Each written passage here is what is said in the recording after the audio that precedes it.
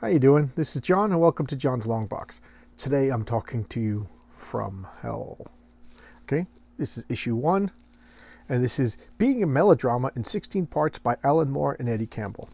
Okay, this is Alan Moore and Eddie Campbell's, I thought, wonderful story. A lot of history, a lot of fiction about Jack the Ripper. I got into, first off, I read this series. There's 12 issues, and then there's like a 13th issue epilogue that describes like a lot of the events of the comic. So it has like an addendum, I guess is the correct word. So it's 12 issues of story, one issue of footnotes, and it's just wonderful. It is. I said before that there's been a few comics that actually scared me. This comic legitimately scared me. I think we all go through like that serial killer phase in our teens, and I read a book about the Son of Sam, and I couldn't finish the book. It scared me too much. This comic scared me. I'm not even a joke. Like waking up in the middle of the night, nightmares kind of scary. So there you go, and let's take a look at it. Yes, the Johnny Depp movie came from this comic, and I don't know. I understand Alan Moore's bitterness a little bit. Like, why does Hollywood keep taking his movies and then making them unrecognizable from the source material? Just the Johnny Depp movie, it was all right. It was all right, but it was not the comic. Very different. The only thing that made it was because of his historical characters, and it was about Jack the Ripper. Other than that, it was different. So why I guess Alan Moore got paid or whatever. But I can understand why Alan Moore is kind of bitter about Hollywood. So let's take a look at this. Okay. Oh, Eddie Campbell. He did a couple of Vertigo series, and the names escape me. And he did a comic called Bacchus. After I read this, I went on eBay and I bought a full run of Bacchus, and it's been sitting in my box ever since. I haven't read it. It's been close to 10 years. So yeah, it's been about 10 years since I read this. All right, and I think it's due for a reread because it's really good. So I'm not gonna, because I don't want to spoil it, but the art took a little bit of getting used to. I'm not gonna lie. So here's like a front page. Alan Moore, he has little quotes from other books and news articles, stuff like that. And then this artwork, very sketchy. That's Eddie Campbell for you, and it works for this comic very, very well. It's very atmospheric, very creepy, and I'll just give you a taste because it really is something that you need to read and explore and see all the twists and turns. But Alan Moore said he was inspired by that. I can't think of the name of the book, but the Holistic Detective Company. I forget the name of it, but it was like a British show, where in order to understand a crime, you have to understand the society. So he takes a deep delve into Victorian England. It's no surprise because from like the first issue that Jack the Ripper in this book is William Gull, Queen Victoria's surgeon, and her son Prince Albert, Prince Albert McCann, he would go out in London as a normal person, and he met a girl and he fell in love and they got married. Now, she didn't know he was the prince, and he knew everything, but she was a Catholic. That's the story in this book. I don't know if it's history or not.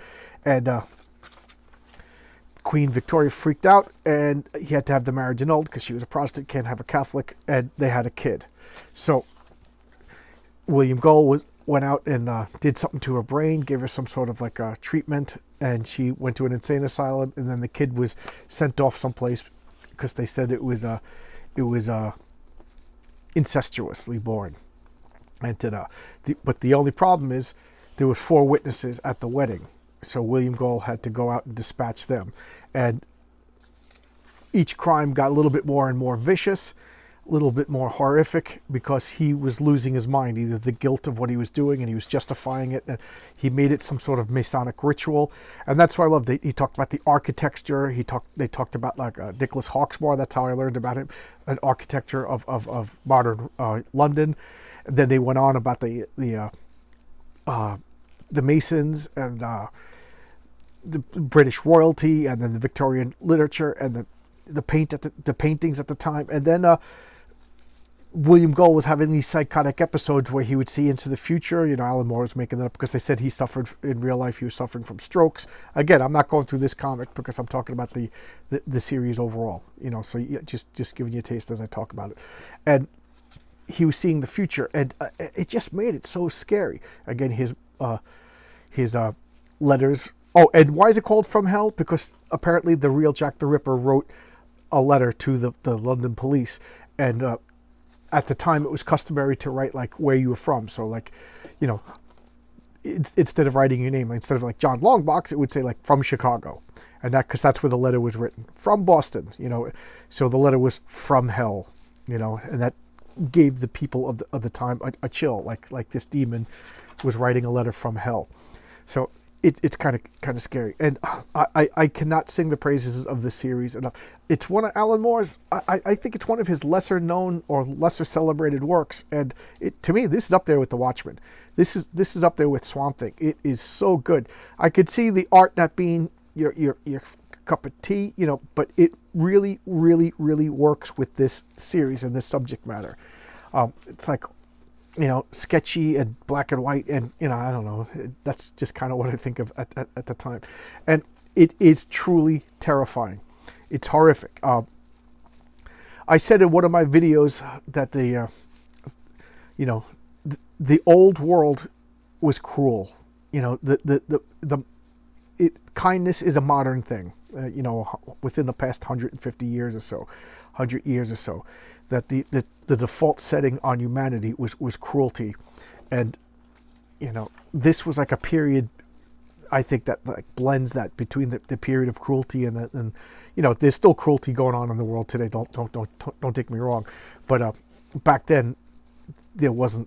I really don't think so. Like the default setting was cruelty, and this is just like a mix of cruelty and like with a kindness veneer slapped on top of it, and it just, I don't know, it's just so scary.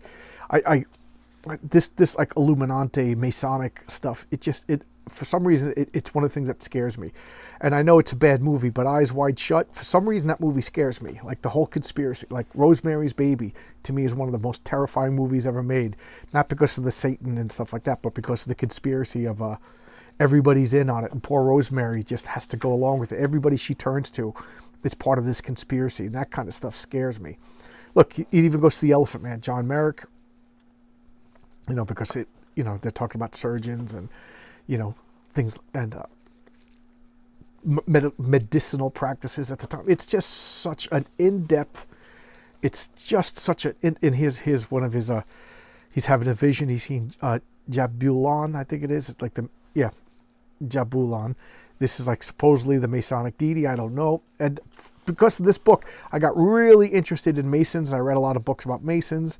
I read a lot of books about Jack the Ripper, and like other people say, William Sickert, the painter, was the real Jack the Ripper. And so I read the Jack the Ripper. I forget the name of that book, but I just got. And here's the poor woman that they're strapping her down. They're giving her, they're giving her. That's William Gull. That's who Alan Moore says is the Jack the Ripper in his story. And again, it's no surprise. You learn it by the third page, so I'm not really spoiling anything.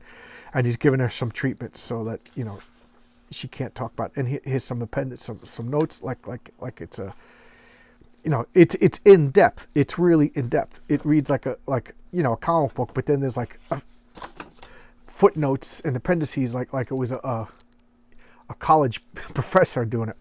But Alan Moore is a genius, so I cannot recommend this enough. It is so good. You could get a trade paperback. You could get a hardcover. You could get a trade paperback graphic novel. So whatever your choice is. I got the original 12 copies. These are kind of expensive now to find. It's easier just to get the collected edition. And sleep with the light on, man. It is really scary. I don't say that too often. There's only about 2 or 3. A Preacher, a couple of issues of Preacher scared the hell out of me, and this one consistently scared me to the point where I don't know. It took me like a little while to track down the comics. They were hard to find, so it took me like a 2-month period to read this, and then I would reread it because it's so dense when I got a new issue to refresh myself. And I was just kind of fascinated with. But man, it really damaged me, because like, you know, I don't take too well to stories that don't have a good guy, and there's really even the police are kind of horrible. So, you know, take that recommendation, take that explanation if you're interested in this. But I thought it was just a great work of literature, and I like the movie, the Johnny Depp movie. I don't know what people see in Johnny Depp, but a few good roles and that's it. But it's completely different than the comic, other than he plays the detective that's on the case, and there's Mary Kelly, who is one of the prostitutes, and Jack the Ripper. Those are the three commonalities. But you know, the movie was okay, but this comic is infinitely better. So there you go. It's From Hell by this was Taboo Press, which Kitchen. Oh, this is Kitchen Sink Press. Spider Mad Love, Spider Baby Graphics. Was it Steve Bissett's comic company? And I think it's by Eddie Campbell Books that's collecting it. That doesn't matter, but you could just find it. Go to my comic book shop, or just Google in From Hell Collected Edition. You'll be able to get it. All right, thanks a lot. See ya, and thank you for taking your time out of your day to watch my videos. I appreciate it. Bye bye.